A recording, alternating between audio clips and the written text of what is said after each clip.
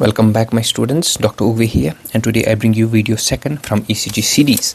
And in this video, we will study about the segments in ECG, we will study about the intervals in ECG, we will also study about the voltage and time calibrations in ECG paper. No need to write anything, my handwritten notes are in the description of the video. First, let's draw a normal ECG. This right here is a normal ECG. In this ECG, we have two things. Number first, we have waves. Number second, we have isoelectric lines. Now what are waves? Waves are patterns in ECG which are due to fluctuations of needle. So when needles of the galvanometer or ECG fluctuate, they produce some patterns in the ECG. Those patterns are called waves. So what are the different waves in this ECG? We have a P wave, we have a Q wave, we have a R wave, we have a S wave, and we have a T wave. So these are the different waves. So what are waves? P, Q, R, S and T. This P wave represents atrial depolarization. This Q wave, R wave and S wave is together called QRS complex, and it represents ventricular depolarization. And this T wave represents ventricular repolarization. So this is the first thing in ECG, that's waves. The second thing in ECGs are isoelectric lines. Isoelectric lines are straight lines in ECG. When needles do not fluctuate. When the needles do not fluctuate, we get a straight line in ECG. Those straight lines are called isoelectric lines. And we have two isoelectric lines. Number first is from here to here. This is called first isoelectric line, and this is the second isoelectric line. Clear? These isoelectric lines are also called segments. So we have two segments. Number first is called PR segment. Number second is called ST segment. So this right here is PR segment from here to here, and this is called ST segment. Clear? Now let's talk about PR segment. Clear? This PR segment, it is between the end of P wave and the beginning of QRS complex.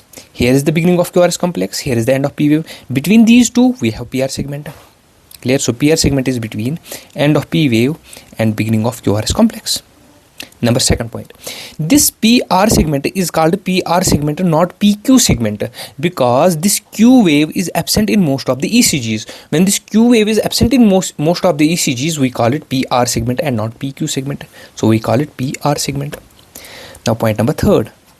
What does this PR segment represent? This PR segment represents AV nodal depolarization.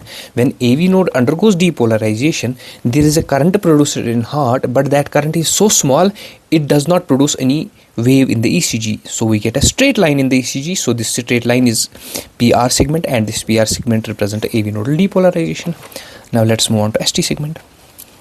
This ST segment is in between end of QRS complex to the beginning of T wave. So between the end of QRS complex to the beginning of T wave, we have ST segment. Clear? Point number second, it is called J point or joining point. This ST segment is called J point or joining point. Why? Because it joins ventricular depolarization with ventricular repolarization. This QRS complex represents ventricular depolarization, and this T wave represents ventricular repolarization. So ST segment joins ventricular depolarization with ventricular repolarization. So we call it J point or joining point. Clear? Number point third in ST segment. This ST segment is a straight line because during this time no current flows through the heart. But if a current flows through heart during this time, we get an ST elevation or ST depression. Clear? This ST elevation or ST depression is because of a current which is not a normal current. We call it injury current. And this injury current is seen in myocardial infarction. So if we see this ST elevated or ST depressed, we can suggest that the patient might have myocardial infarction. So this is all about the different waves in ECG and the different isoelectric lines in ECG. Now let's move on to the different intervals in ECG. In an ECG, we have intervals. Intervals are the combination of waves and segments. When waves combine with segments, we get intervals. Or intervals are the combination of more than one wave. So when more than one wave combine, we get intervals. There are three intervals in an ECG pattern. Number first interval is PR interval. Number second is QT interval. And number third is RR interval. Now let's understand PR interval. To understand PR interval, let's make a normal ECG. This right here is a P wave. This right here is PR segment. This is Q wave, R wave, S wave, then from here to here we have ST segment, and from here to here it is T wave. Clear? Now, what is PR interval? It is between the onset of P wave to the onset of QRS complex. So from here to here we have PR interval. So PR interval is between onset of P wave to beginning of QRS complex. Clear? So from here to here. This PR interval, it includes P wave, that is this, and it includes PR segment. So P wave plus PR segment. So this interval, it is a combination of wave and segment. This P wave represents atrial depolarization, and this segment, PR segment, represents AV nodal delay or AV nodal depolarization. So PR interval represents atrial depolarization and AV nodal delay or AV nodal depolarization. Now moving on, it is called PR interval and not PQ interval, because this Q wave is absent in most of the ECGs, so we call it PR interval and not PQ interval. Now moving on to the next thing, the length of PR interval increases if heart rate decreases. If heart rate of a person decreases, the length of the PR interval increases.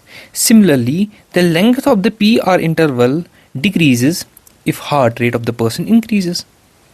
Now the question arises, when does the heart rate of the person decrease? The heart rate of a person decreases when sympathetic nervous stimulation decreases and parasympathetic nervous stimulation increases. Similarly, the heart rate of a person will increase if sympathetic nervous stimulation increases and the parasympathetic nervous stimulation decreases. So this was all about the PR interval. Now let's move on to the QT interval. This QT interval, it is from the beginning of the QRS complex to the end of the T wave. So from here to here we have QT interval. So what is QT interval? It is from beginning of QRS complex to end of T wave. Clear? Now this QT interval, it includes QRS complex, it includes this ST segment, and it includes T wave. So QT interval is a combination of QRS complex, ST segment and T wave. Now this QRS complex represents ventricular depolarization and this T wave represents ventricular repolarization. So we can say QT interval represents ventricular depolarization and ventricular repolarization, and that is called total ventricular activity. So total ventricular activity is represented by QT interval, because QT interval represents ventricular depolarization with ventricular repolarization. So QT interval is clear. Now let's move on to RR interval. To understand RR interval, let's make a ECG. This right here is one ECG, and let's suppose this is the another subsequent ECG. Clear? We have P wave, Q wave, R wave, S wave and T wave. Then there is another reading of P wave, Q wave, R wave, S wave and T wave. This is one R wave and this is its successive R wave. The interval between two successive R waves is called RR interval. This is one R wave, this is its successive R wave, and the interval between two R waves is called RR interval. So these are the three intervals in our heart, in our ECG. Now let's move towards the ECG paper. Now let us study about the ECG paper. Why do we study about ECG paper? Because this ECG paper tells us about the amplitude or voltage of ECG wave, and it also tells us about the time or duration of the ECG wave. Now let us study how does ECG paper tell us about the amplitude and time. Clear? I will first show you the ECG paper.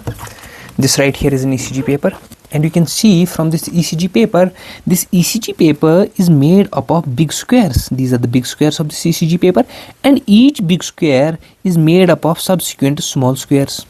Clear? Now let us make an ECG galvanometer. Let's suppose this is a galvanometer, and this galvanometer of ECG is attached to the ECG paper roll. This is the ECG paper roll, and this ECG paper moves in this direction such that the galvanometer pointer makes a pattern on this ECG paper like this. Clear? So the ECG paper moves in this direction, and this galvanometer needle or ECG needle produces a pattern on this ECG paper. Now what is the speed of this ECG paper? This ECG paper moves in this direction such that 300 big squares of ECG paper move under this pointer in 1 minute, which implies one big square move under this pointer in 1 minute is 60 seconds divided by 300, that is equal to 0.2 seconds. So one big square of ECG paper move under the pointer of galvanometer needle in 0.2 seconds. Now I will show you the statement diagrammatically. Let us suppose this right here is one big square of the ECG paper. This one big square of ECG paper moves under the pointer of the galvanometer needle in 0.2 seconds. Clear? This big square can be divided into 25 small squares. Clear? If one big square moves under the pointer of galvanometer in 0.2 seconds, that means this one small square will move under the pointer of ECG needle in 0.2 divided by 5 seconds, that is equal to 0.04 seconds, because in 0.2 seconds one big square moves under the galvanometer needle. One big square is equal to these 5 small squares. Clear? So 5 small squares are moving under the pointer of galvanometer needle in 0.2 seconds. That means one small square will move under the pointer in 0.04 seconds. So x-axis is telling us about the time. Now what about y-axis? The height of one small square is equal to 0.1 millivolts. So height of one small square constitutes 0.1 millivolt. That means height of one big square will constitute 0.1 into 5, that's equal to 0.5 millivolts. Clear? That's what I taught you. This ECG paper, it is telling us about the time and duration. So time is on x-axis, and this amplitude or voltage, it is on y-axis. One small square is 0.1 millivolt, one big square is 0.5 millivolts. And on x-axis, one big square is 0.2 seconds and one small square is 0.04 seconds. Now let us study about the different durations in ECG. Durations in ECG. This right here is an ECG. It has a P wave. Then from here to here is PR segment. Then we have a QRS complex, and then we have a T wave. Now what is the duration of this P wave? The duration of this P wave is 2.5 small squares. Clear? I will show you diagrammatically. This is a one small square, this is another small square, and this is the half of the third small square, and the P wave will be like this. Clear? So P wave occupies 2 small squares and half of the third small square. So the duration of the P wave will be 2.5 small square, and one small square is 0.04. So 2 into 0.04 plus half of 0.04. So the duration of the P wave will be 0.1 seconds. Clear? Now moving onwards, what is the duration of PR segment? After P wave comes the PR segment in the ECG. What is the duration of the PR segment? 2.5 small squares. And we know that 2.5 small squares constitute 0.1 seconds. So the PR segment, the duration of PR segment is 0.1 seconds. Now moving on, what is the duration of QRS complex? The duration of QRS complex is also 2.5 small squares.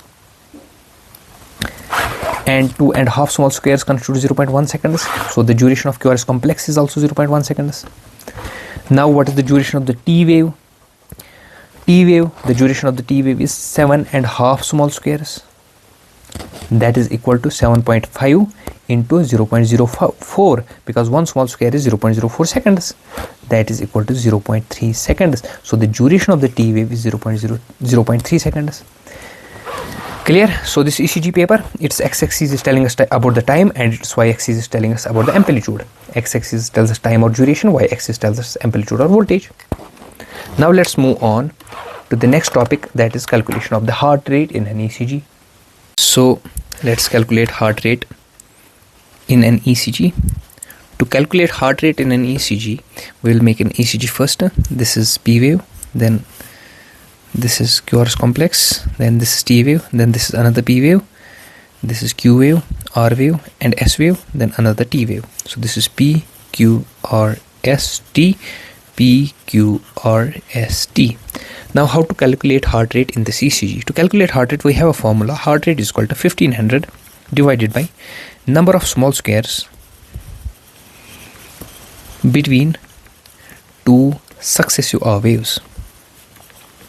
So if this is one R wave, this is a successive R waves. So the number of small squares between these two R waves, that variable is in the denominator. So heart rate is equal to 1500 divided by number of small squares between two successive R waves. I will show you this from this ECG. Let us suppose this is an ECG of a patient.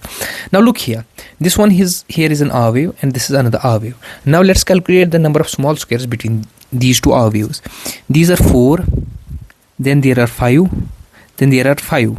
So 4, 5, 5, then there are 2. So 5, 5, 10, 10, 14 and 16. There are 16 small squares between two successive R waves. So according to that, our heart rate will be 1500 divided by 16 small squares. That is equal to 93 beats per minute. And if we look at this ECG, on the top of this ECG, our heart rate is 92 beats per minute. So that's how we calculate heart rate. Heart rate is equal to 1500 divided by number of small squares between two successive R waves. Thank you very much. Your Dr. Ogu here. Keep revising, keep studying. God bless you. All the best.